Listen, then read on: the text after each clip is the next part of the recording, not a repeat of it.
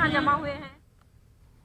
मुल्क में कोरोना के 14,313 नए मामलों की तस्दीक हुई है। वजारत सेहत की जानिब से जारी करदा आदाद शुमार के मुताबिक पिछले 24 घंटों में 549 मरीजों की मौत हुई है, जबकि एक दिन में 13,000 से ज्यादा अफराद सेहतयाब हुए हैं। मुल्क में कोरोना के 1,61,555 एक्टिव मामले हैं, जबकि मुल्क में अब तक कोरोना से 4,57,740 लोगों की हलाकत हो चुकी है। दूसरी जानिब कोरोना के खिलाफ टीकाकरी मुहिम भी जोर शोर से जारी है। मुल्क में अब तक 105 करोड़ से ज्यादा लोग कोरोना की वैक्सीन ले चुके हैं।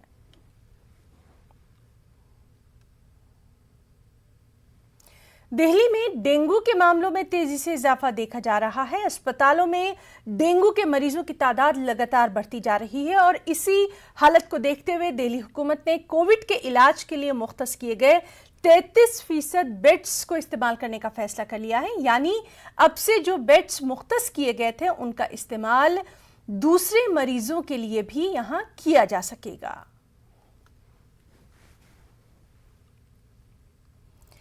पेट्रोल और डीजल